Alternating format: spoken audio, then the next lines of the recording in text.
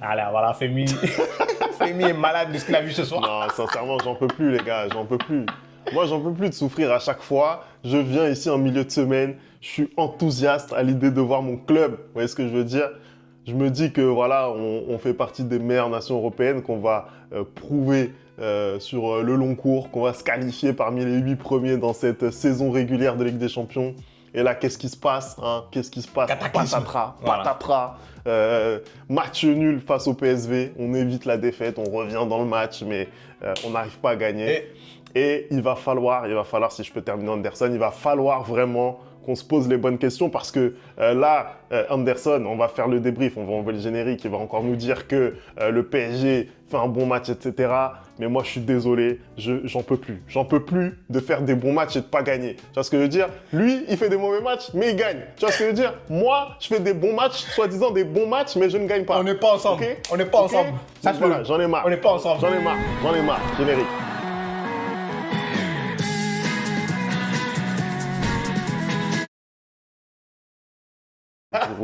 On a lâché Femi ce soir, on a lâché Femi ce soir. Non. Et dire qu'à la mi-temps des deux matchs, je me suis dit, vraiment, le débrief ce soir, il va être sympa.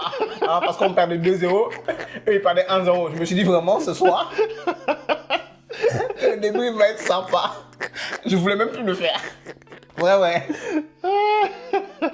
Mais comme le Real Madrid est le club préféré de Dieu, on a réussi c'est incroyable. À s'en sortir. C'est incroyable. Bon, déjà, moi, j'aimerais parler un petit peu de la compo Anderson parce que on a vu encore une fois. Moi, je t'ai dit, Luis Enrique, il n'est pas tranquille. Tu vois ce que je veux dire? Lui, frère, s'il te fait pas une surprise, il n'est pas tranquille. Voilà, mais en fait, moi j'ai envie de dire, est-ce qu'il fait des surprises parce que l'équipe en face le demande ou est-ce qu'il fait des surprises juste parce qu'il aime faire des surprises? Non, après, sur le choix donc, qui a été fait de titulariser Fabian Ruiz à la place de Vitinha, bah, au final, le début de saison de Vitinha ne permet pas de dire « Ah oui, Vitinha, il est insortable de l'équipe ». Tu vois ce que je veux dire? C'est vrai que Vitinha, depuis le début de la saison, c'est un petit peu compliqué. Donc, effectivement, quand tu as 4 joueurs potentiels titulaires et que tu dois en mettre 3, bah, tu fais un choix. Vitinha, en l'occurrence, c'est un de ceux qui est le moins en vue depuis le début de la saison. Voilà, c'est pas non plus scandaleux. C'est pas scandaleux, tu vois ce que je veux dire.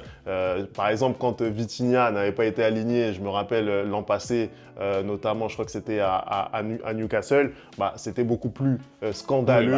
Oui, surtout vu la drill que vous vous êtes pris. Tu vois ce que je veux dire. C'était beaucoup plus scandaleux que là pour Fabian Ruiz cette fois-ci, tu vois. Après, il a fait aussi le choix de mettre Kang-in Lee en faux numéro 9, à la place encore une fois de plus d'Asensio, Randall et même d'Asensio aussi. Et de Randall. Pour le coup, Randall faisait son retour dans le groupe. On savait qu'il n'allait pas être titulaire. Asensio pouvait postuler, ça n'a pas été le cas.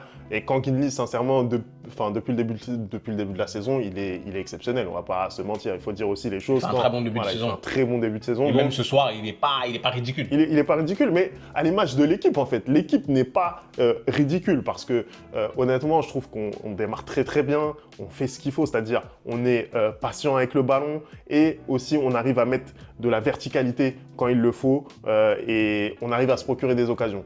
Et là, tout de suite, je vais taper, je vais être obligé parce que Ousmane Dembélé, c'est notre leader offensif cette saison. Tu vois ce que je veux dire? C'est lui, normalement, qui doit prendre le leadership. Barcola, il nous impressionne par ce qu'il fait. Mais la réalité, c'est que c'est Ousmane Dembélé, normalement, qui doit endosser ce costume. Tu vois ce que je veux dire? Et là, Ousmane, il a 2 opportunités très claires d'ouvrir le score. Parce qu'aujourd'hui, on ouvre le score sur une de ces 2 opportunités. C'est pas le même match. Mais en fait, il y a 3-0 et c'est terminé. Tu vois ce que je veux dire? C'est terminé, on n'en parle plus. Et le truc qu'il y a, c'est qu'on n'est même pas sur des demi-occasions, etc. Les buts sont faits. Les buts sont faits. Mais vous avez une malédiction cette saison, j'ai l'impression, avec les poteaux. En fait, moi, ce qui me sidère sur ce joueur-là, parce que c'est un joueur que j'aime beaucoup, c'est qu'il a à la fois cette capacité extraordinaire de faire des choses merveilleuses, comme il a cette finition. Mais t'as l'impression qu'il joue avec des Timberland, en fait. Mec, tu parles du poteau, tu parles de la barre transversale qui touche. c'est raté. Sa reprise est ratée. C'est n'importe Tu vois ce que je quoi. veux dire? Sa reprise, elle est ratée. C'est pas, moi, je compte pas ça comme un poteau. Il y a des poteaux, tu vois ce que je veux dire? Oui, machin. La frappe de Vitinha sur la barre transversale l'année dernière contre Dortmund, ok, ça, on n'a pas de chance, ok? Là, Ousmane Dembélé, il rate sa reprise. C'est même de la chance que ça touche le poteau ou la barre transversale, je sais même plus. Mais sincèrement, il peut pas faire ça. Après, il se retrouve, encore une fois, face au gardien. Je pense que pour le coup, le geste est mieux, mais il n'y a pas de relâchement. Il n'y a pas de relâchement. Il doit dominer. Mais en fait, ballon. il a un problème avec la finition. Il a un problème avec la finition. En fait, Il moi, doit dominer. ce qui me sidère, c'est que depuis toutes ces années, parce que ça ne date pas d'hier qu'il y a un problème de finition. Même au Barça, déjà, il avait ce problème de finition. Même à Dortmund, déjà, il avait ce problème de finition. Et je ne comprends pas parce que, typiquement, je veux faire un parallèle justement avec Vinicius Junior, qui avait ce problème de finition au début de sa carrière. Mais ce qu'on nous a dit, c'est que quand Ancelotti est revenu, il s'entraînait spécialement sur la finition après les entraînements. Qu'est-ce qui aujourd'hui empêche Dembélé de faire la même chose? Parce que sur tout le reste, tu es bon. Sur tout le reste, tu es même très très très bon. Après, quand Dembélé, on lui pose la question, bah, au final, qu'est-ce qu'il te répond? Il va dire que voilà, c'est aussi cette espèce d'imprévisibilité, le fait de ne pas vraiment réfléchir à ce qu'il fait, qui lui permet aussi d'être aussi virevoltant. Mais ça peut te permettre d'être aussi virevoltant dans les dribbles, Femi, mais pas dans la finition. Après, moi, tu travailles tes gammes. Moi, je justifie pas, je le défends absolument pas là-dessus, parce que aujourd'hui, pour moi, c'est lui qui nous coûte 2 points, tu vois ce que je veux dire.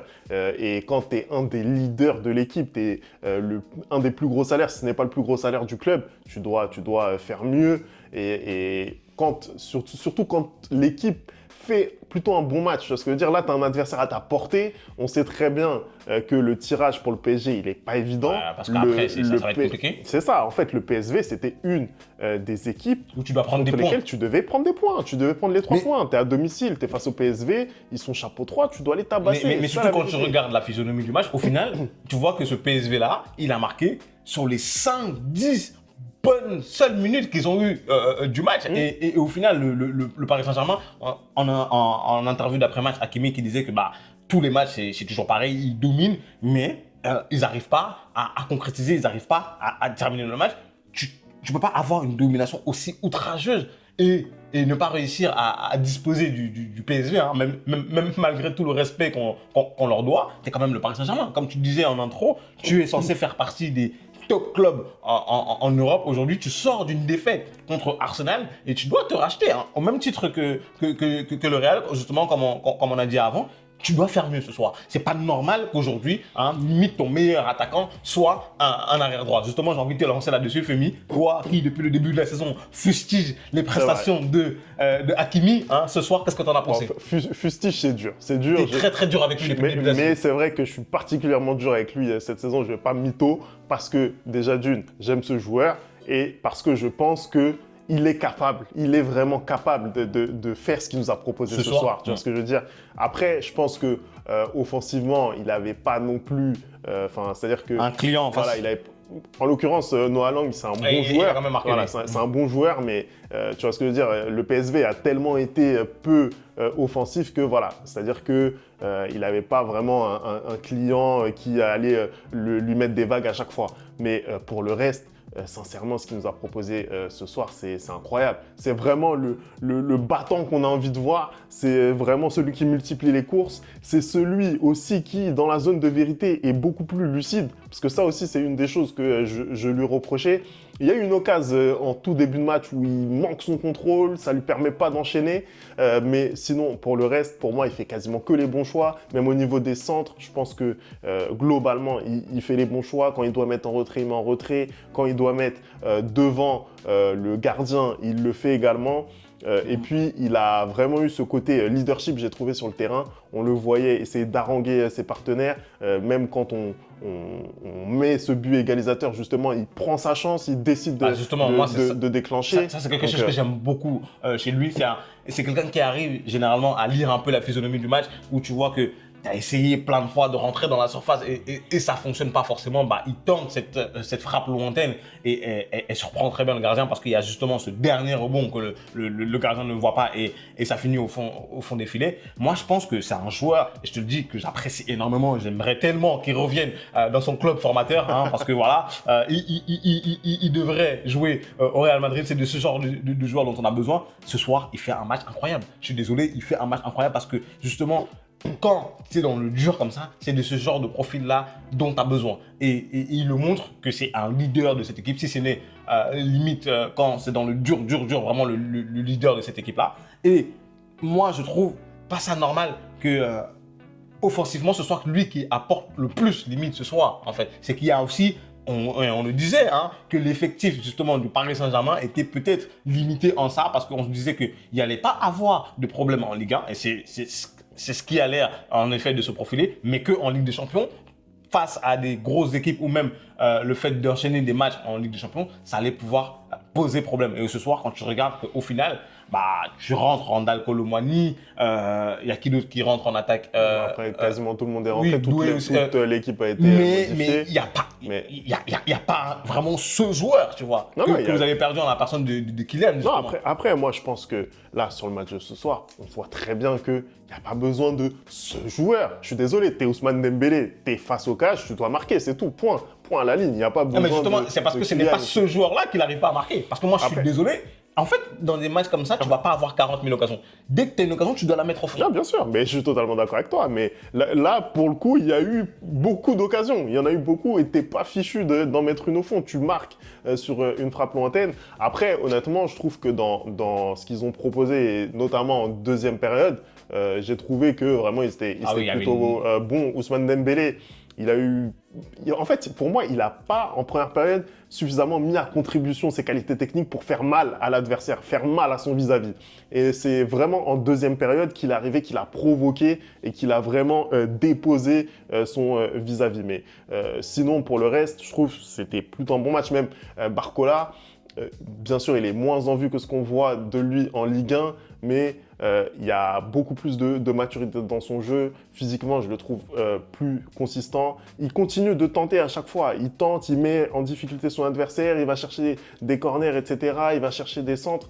C'est bien. Et de toute façon, sur un match, ça finit toujours par payer. Donc, je pense que Barcola, pour moi, il est dans une bonne réflexion par rapport à ce qu'il doit améliorer. Parce que en début de saison, il était un peu trop prévisible, tu vois. Là, je le trouve beaucoup plus imprévisible. Après, bien sûr, il faut s'améliorer, il faut être plus consistant devant la cage notamment. Mais moi, je pense qu'il est sur le bon chemin. C'est pas un match extraordinaire de sa part, mais je pense qu'il est sur le bon chemin. Après, oui, vas-y. Moi, j'ai envie de te poser une question. Là, aujourd'hui, finalement, ça fait 3 matchs pour le Paris Saint-Germain. Une victoire, un nul, une défaite. Ton prochain adversaire, début novembre, c'est l'Atlético Madrid. Comment tu vois les choses? Est-ce que tu penses que finalement, c'est toujours possible hein, parce que tu as encore l'Atlético Madrid, tu as encore le Bayern, hein, tu as City.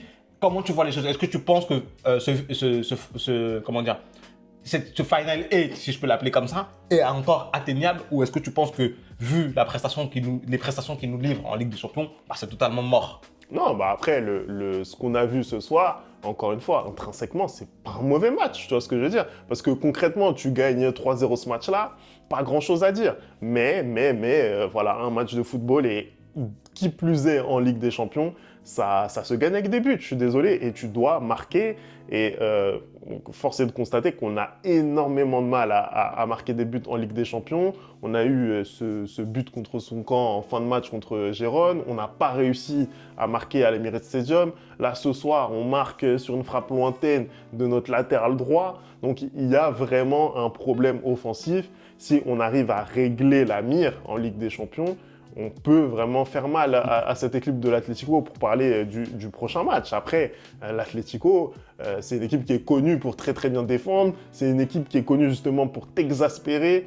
Moi, je pense qu'au Parc des Princes, il y a largement la place pour les battre. Il y a la place, clairement. Moi, je vois une équipe du PSG qui va certainement dominer son sujet. Mais dominer son sujet, ça ne suffit plus aujourd'hui pour gagner un match de football. Donc, si tu me poses la question, moi je pense que sur le top 8, ça va être très compliqué avec ce résultat. Moi j'étais confiant. Hein. Ce qu'on voit à peu près des statistiques, c'est qu'il faut gagner sur les 8 matchs, il faut gagner 5 matchs pour quasiment s'assurer le top 8.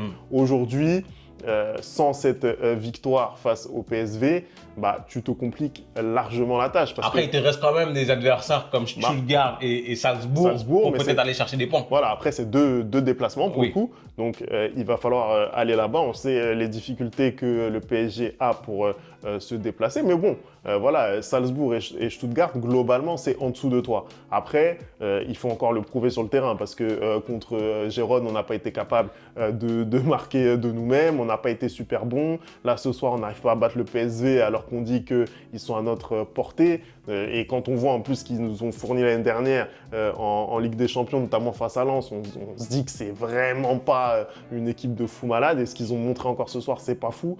Tu dois gagner, tu vois ce que je veux dire, et tu le fais pas. Donc, moi, je peux pas venir dire ce soir que le PSG, il va se qualifier pour en tout cas, ils t'ont rien montré pour l'instant qui te dit que ils vont peut-être aller faire un résultat contre le Bayern ou contre Manchester City. Exactement, exactement. On va voir ce que vont donner les prochains déplacements pour le PSG, mais en tout cas, là, le top 8, il a vraiment pris un coup pour moi.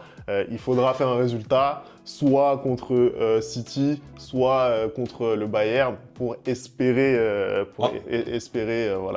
se qualifier directement. En tout cas, cette Ligue des Champions, elle est folle, parce que qui l'aurait cru que c'était Monaco qui allait être première avec 3 victoires sur 3. Ils sont à 2 victoires et 1 nul. 2 victoires, 1 nul, pardon. Il y a qui d'autre? Il y a aussi Brest, même Brest qui commence très bien cette Ligue des Champions. C'est incroyable. Le format, il est juste fou. Là, le Real, par exemple, ils ont gagné tout à l'heure. Ils sont juste 9e, ils sont même pas dans le top 8. C'est le PSG qui ralentit le football français, on va pas se mentir. Clairement, là, le Paris Saint-Germain est un peu, comment dire, la mauvaise graine du football français. Voilà, c'est la mauvaise graine, vraiment. Donc, non, il va vraiment falloir faire mieux. Dites-nous ce que vous en pensez dans les commentaires. Merci d'avoir regardé cette vidéo. On n'oublie pas les bonnes habitudes, @le replay foot. Et nous, on va se retrouver très très vite sur la chaîne. Il y a du lourd qui arrive tout au long de la semaine là. Énormément de vidéos. On va enchaîner sur la semaine du Classico. On a du très très lourd qui arrive pour vous. Du très très lourd. On n'en dit pas plus. On se retrouve très vite. Ciao.